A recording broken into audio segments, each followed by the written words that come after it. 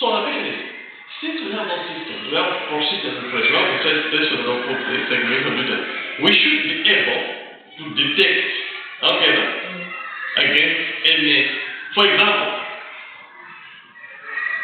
if the policy says you should get protection and you don't get protection, you single source. What does that mean? Someone will say, obviously that becomes an indicator of fraud, isn't it? You can tell them, I think something here, something fishy happening. So you can push for that one. You can try to understand and get to the bottom of that. You get it? So that's about fraud detection.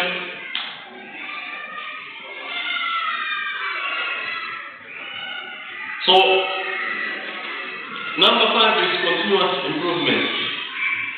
So audit trail will bring what we call continuous improvement, isn't it? So by having audit trails, organizations can identify areas for improvement in procurement process. Okay.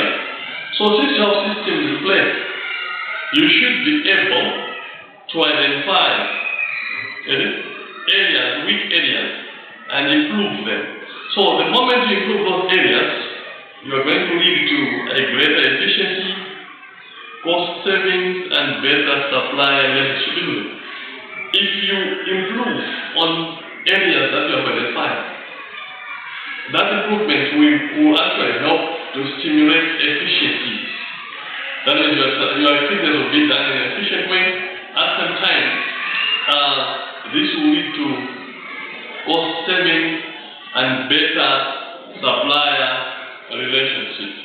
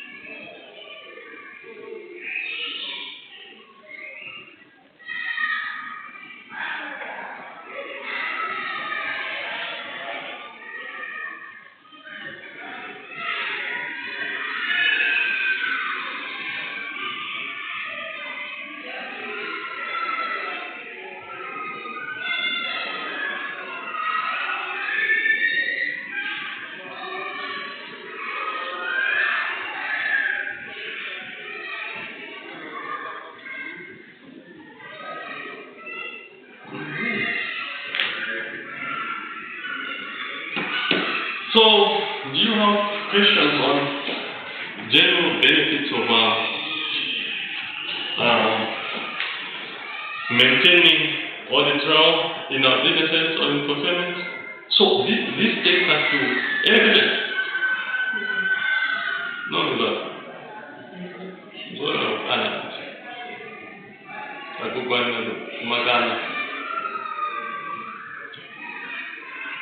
now we're going to look at audit evidence in what?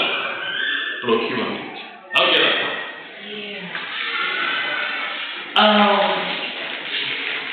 And what else evidence in general? Proof, Proof about what? If someone says, if tomorrow Modesta tells us, I attended the class, I was in class.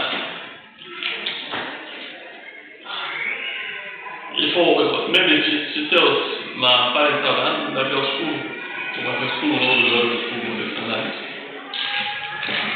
How can we prove to our parents what else in our school? So we give them the references and say, check if your daughter signed here. Or by signing here, what it means that she attended the class. That's an evidence that she attended the class. So if she did not sign, it means she did not attend class. So that's the proof, isn't it? When you want to pay your tuition fee, what's the process like? If today my know that much fees in the bill, doing my life show. We put on the bill fees. What's the process like? What's the fee? Some people are trying to.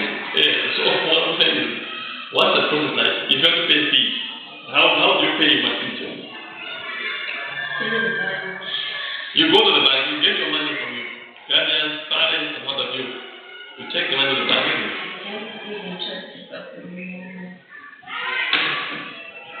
Or you just take the account. From your account, then you just finish your pay. That's.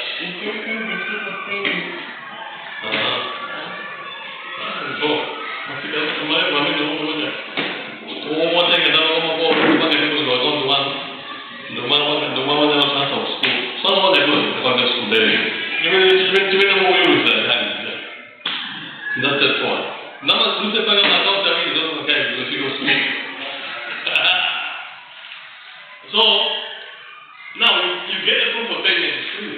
So they cannot give you a receipt for school as a proof that they have received the money from you if you don't produce a bank deposit slip or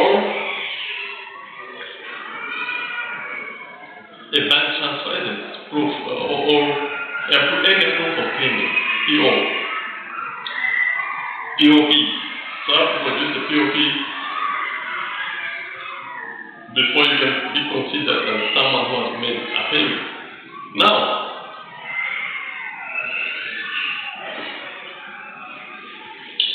what we are saying is in procurement, in any transaction, evidence is very important. In audit, evidence is also very important. Auditors gather evidence before they can come up with an opinion to say these financial statements that they're giving us are true and fair, or they give a true reflection of what is on the ground. They need to gather enough evidence, isn't it? They need to gather evidence that will help them to justify, isn't it? If someone says, no, I don't agree with your opinion, they should be able to produce enough evidence. But this is the evidence that we got. We checked this, and this is what we got. We did this, we checked this is what we get. So, from what we got, we can conclude that what you presented in the financial statement does not tally with what is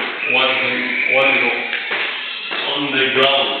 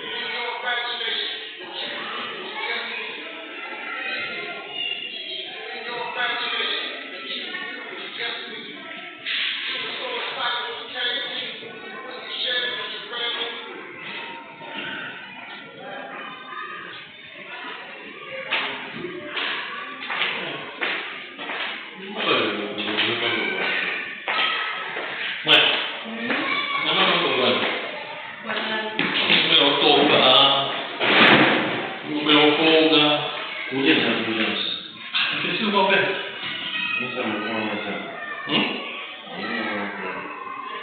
I'm not open. You might. I'm not the phone side. Before I smash it with that.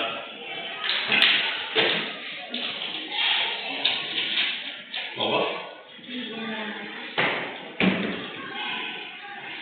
So let us define audit evidence in the procurement. So audit evidence in procurement refers to the information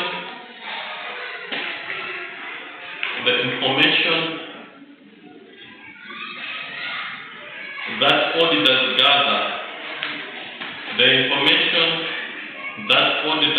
gather, and evaluate.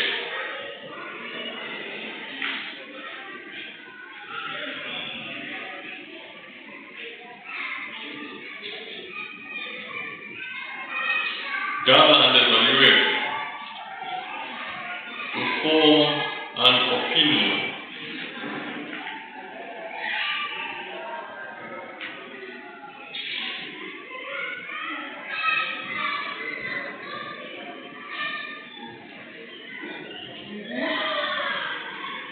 And auditors gather and evaluate to form an opinion.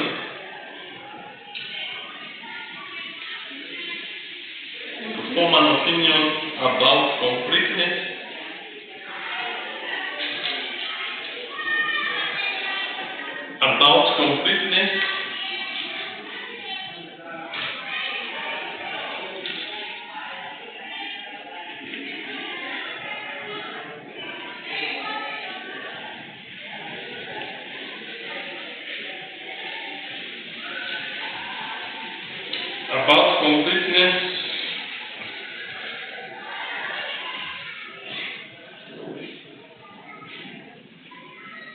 accuracy,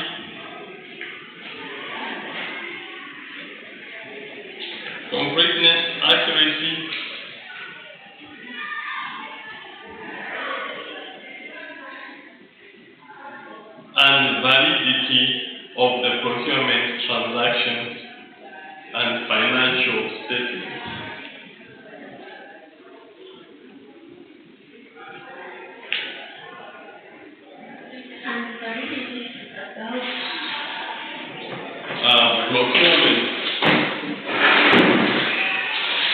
Validity about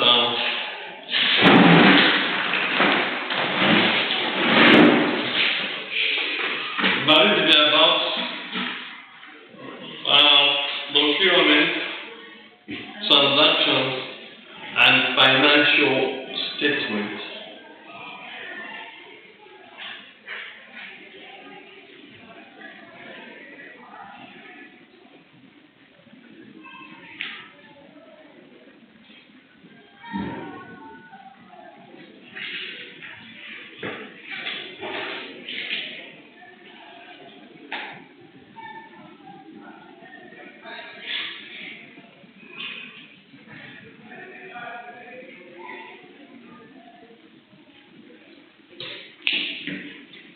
Okay, so we're looking at the information that we gather, and information that will help us to come up with an opinion. The information that will help us come up with an opinion. So this information will help us to evaluate, to gather and evaluate, to form an opinion about completeness, accuracy, validity of procurement transactions. To say, if someone tells you that they procured a motor vehicle, the question is, was the procurement process complete? That's complete. Complete in form what? Did you follow all the procedures or the processes? Yes. Where is the evidence? Did you get quotations? Did the procurement committee meet? Did they resolve any any issues? Do we have minutes that they selected this supplier? Did we make all the payments? Also, detailed information just justify the completeness. Completeness means every procedure that is set by the company has been what? Followed, isn't it? So, at the time you're looking at accuracy, is the information that you've gathered accurate? Accurate in the form of what? Is it free from what? Errors and what? Mistakes. Are the figures adding up? If you cast them, do they really give you the figure that has been presented in the bank statement? That's accurate, isn't it? So the information has been accurate. At the time, you're looking at evidence as being we're looking at the validity of procurement transactions. Validity. So something validity you're looking at the proof that the transaction really happened or took place, isn't it? So you first of all doubt. So that your doubt should be proved by a valid evidence, isn't it? So for you to know that the transaction is valid or there is validity, there must be evidence given to you that you can put in place, or you can show that the company really followed all the procedures.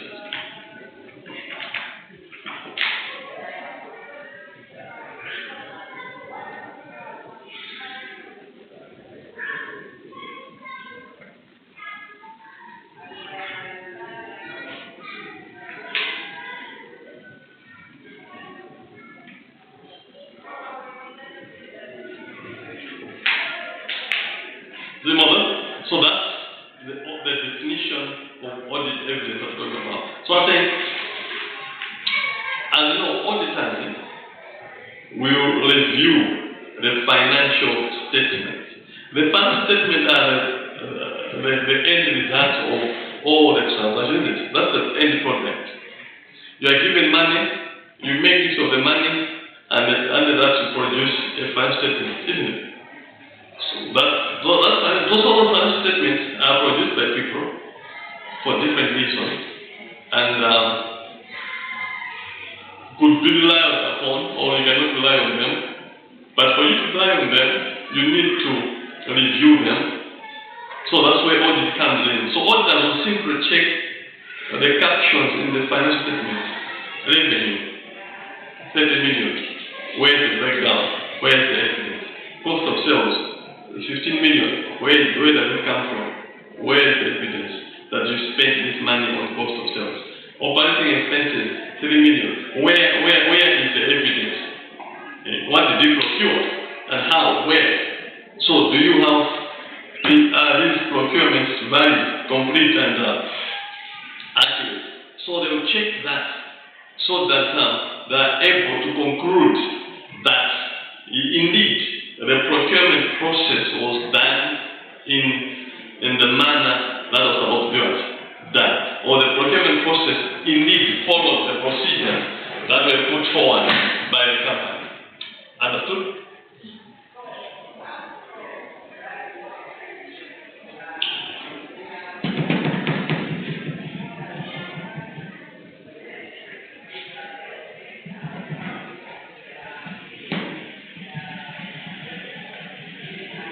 So audit evidence provides support. Audit evidence provides support for the findings and conclusions of an audit.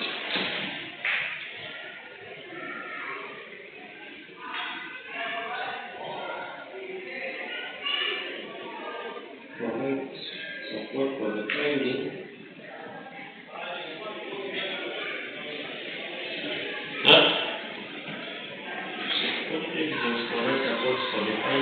Provides, audit evidence provides support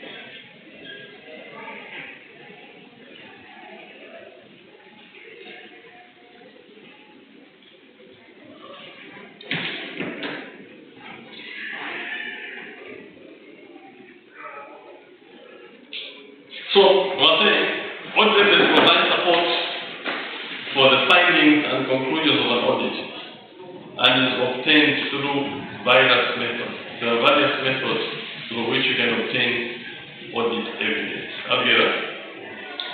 So, they provide evidence or they provide support for the findings and conclusions. Because if you say, if a finding is some transactions look suspicious, the question is, where is the information that justifies your claim? Okay, look at the transactions. There are no approvals.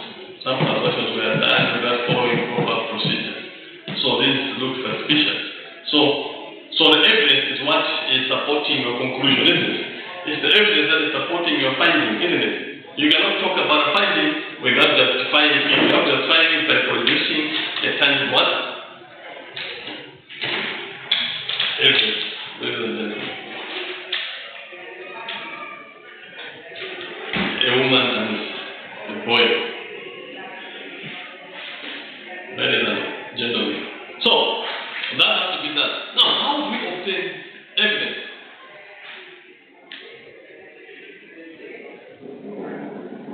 How would you say, look, my investment number?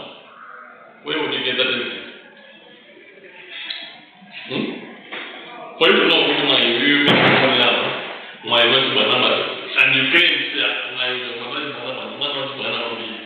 Now the question is, when you want one, soon you better put some of the some of the investment number. Will you do some flow there? When you want one, isn't it? Once you do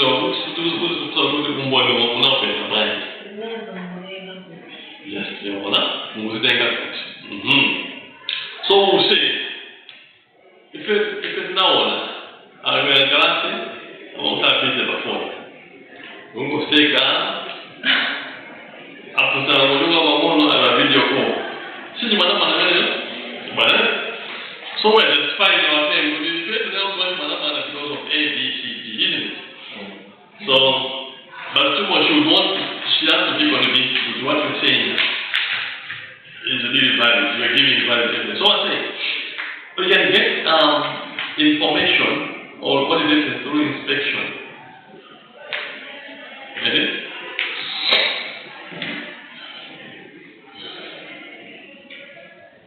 Through what? Inspection. What is inspection?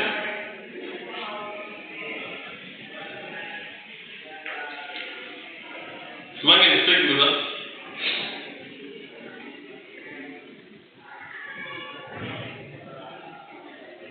So the inspect means you're checking something or you are clearly examining something, isn't it? So a clear examination of something is inspection. Understood?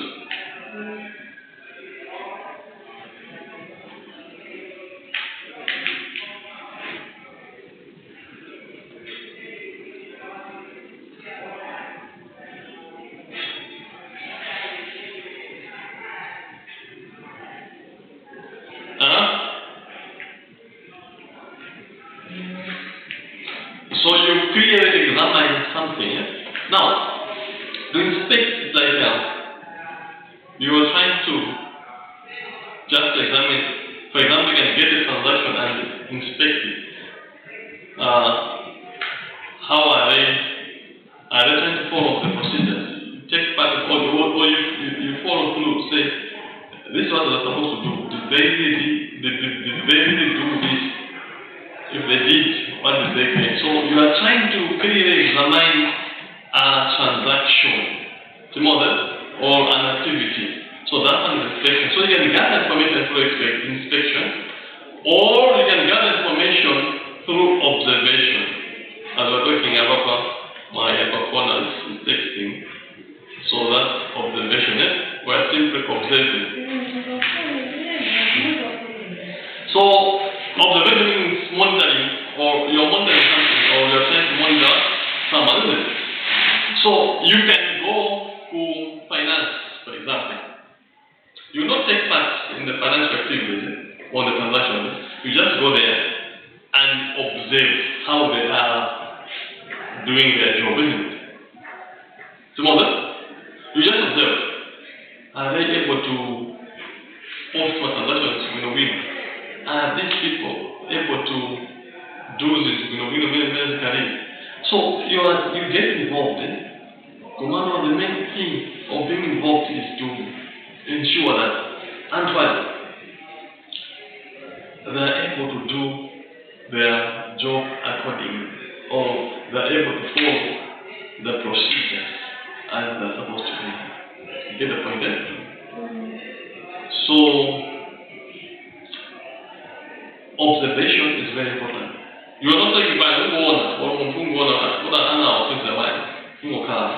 just observing how the class is doing management, isn't it? So another Johnson, one will take notes, isn't it? So this is how the class is conducted. Kama angalia kwa mtu kasi best kama unataka innocent kama mpera energy drink. Kama bado energy drink kama msinda class. Kama anataka test la process bench kwa kasamiza na sinza wingi class. Is it? Kama test kama mchomba class. Mengi kutumia. Ndio. Na hizo gawira, msendo mwa hela so au but you're not saying so I'm just trying to observe things, isn't it? So number 3, you can get evidence through inquiry. If you don't know much about Sylvester, what do? You don't have to speculate, isn't it? What do? You ask him, isn't it? He will tell you what Sylvester is about. Rather than speculating for how many guys are. Deus siga uma meta Deus. Ele já está. Com tudo de Deus, está meta falhar. Agora, vou meter de nós outro. Se ninguém vai ter um gol. On est student.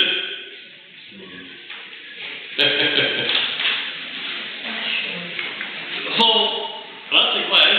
So you can go to procurement department and inquire from them. How do you handle the procurement of an item worth 2 million? So they'll tell you, according to our procurement policy and procedures plan, we're supposed to get 3 quotations. But the first thing is, we need to get requisition. They have to give us requisition. Someone has to request for the procurement. Then we get quotations. And we give it to the procurement committee to sit and look at it. You see? You get the point there?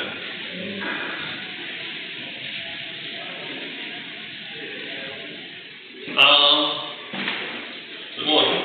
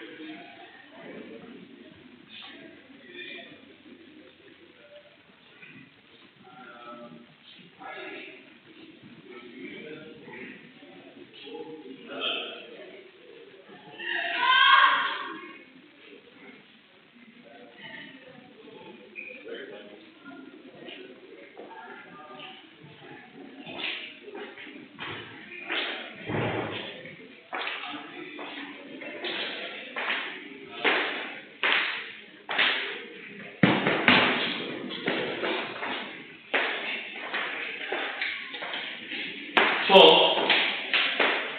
inquiry, you can get information through inquiry. isn't it? So you can go there and inquire with how many rounds of procurement does service. So the affordable procurement is easy. This is how we handle it. You get the point there? I go for the water and this is how we handle it. We should be able to relate with what you have found, isn't it? And some apples are affordable, and then you can go to the actual transaction to come back and check.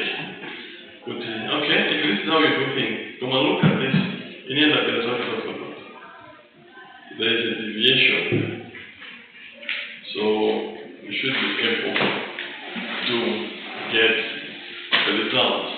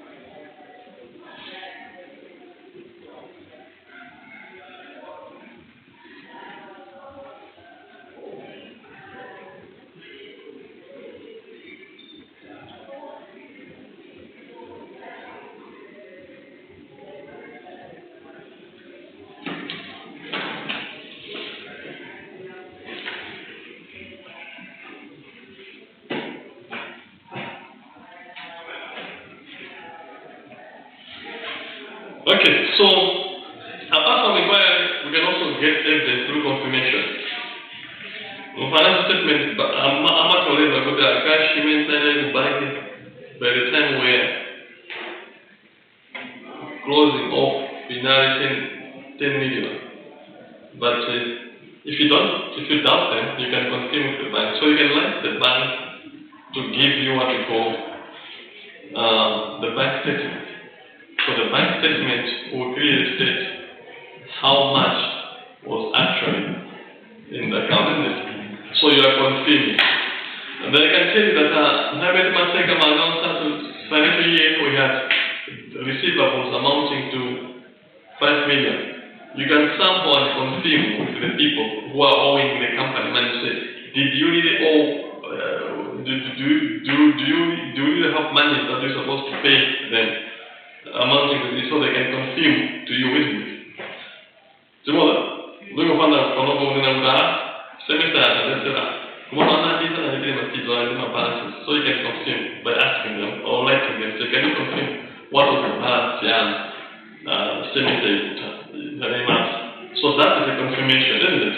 Instead of just getting from the one to have information from one side or have one-sided information, you can decide to have information from other sources as well. Understood?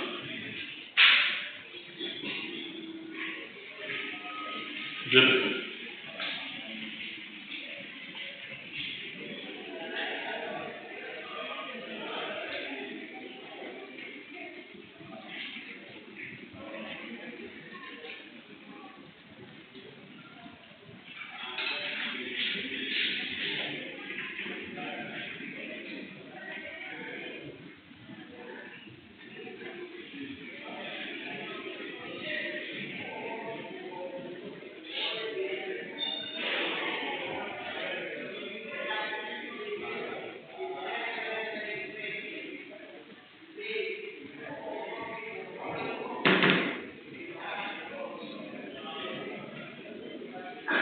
You know that?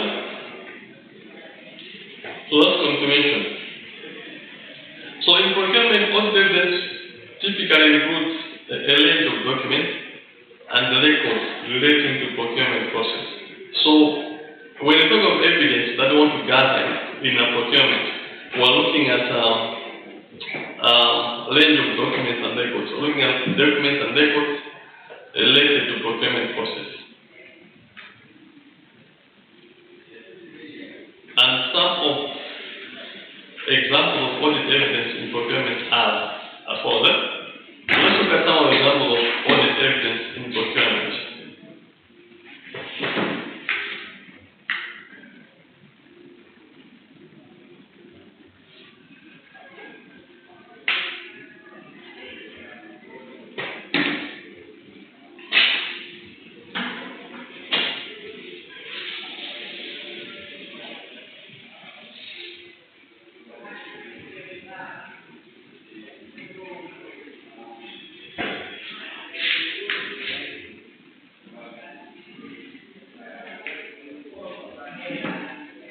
Tomorrow,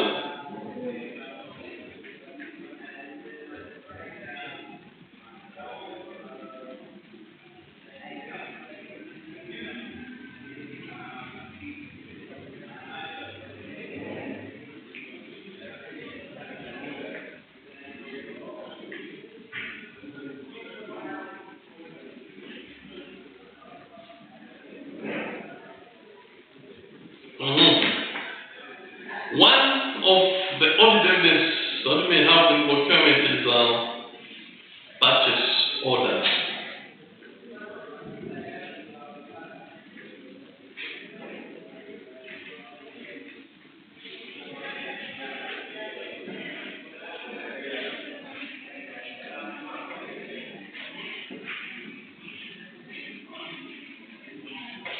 What are purchase orders?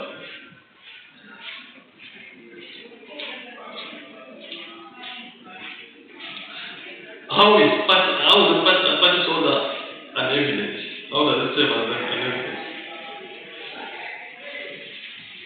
So purchase orders serve as evidence that procurement of goods or services have been authorized and recorded accurately. A purchase order is a request that the company sends to the supplier to supply them with items, isn't it? You got quotations and you are happy with the quotation, now you ask them to bring the product. So that's the purchase order. The model?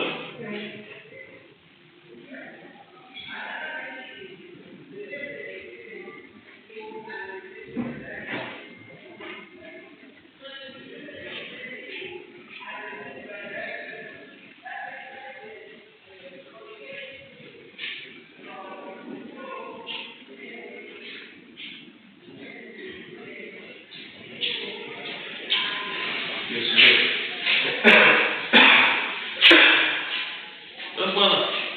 The current tire that's so good. That's all. See how it's alright. Yes, all right. That's so good.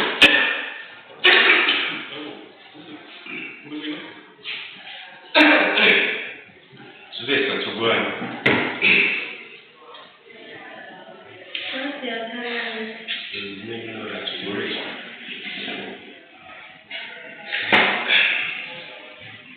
I'm not gonna lie to the fees. The minute the client can apply that, I'm not sure that's not going to do. Sit down, sure.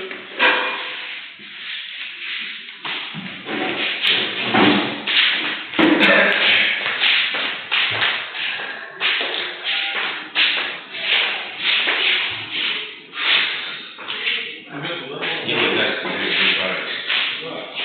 But that's good right there. But so we not feel with flexibility. How is it possible that you come during weekdays? What is that? Yeah, it's very good. That's why I'm asking you.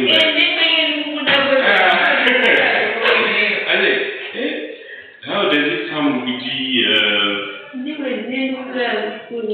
You are coming during the flexibility for which no one.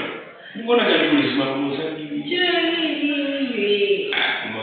never say, you are both man and sang at every job city, and I make a young 10 of my year. 2 years, we were grown up, also grown up. Did we start a very good year? That's not cool. Is there any other one we for? No rules, I choose that one. As a flexibility, you will.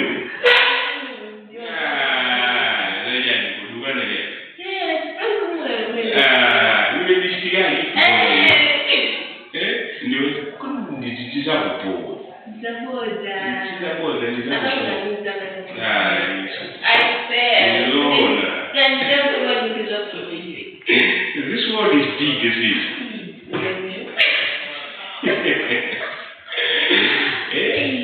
This world is big. You are not a person who will say, it's big.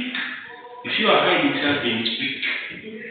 It's big. If you are hiding something, it's big.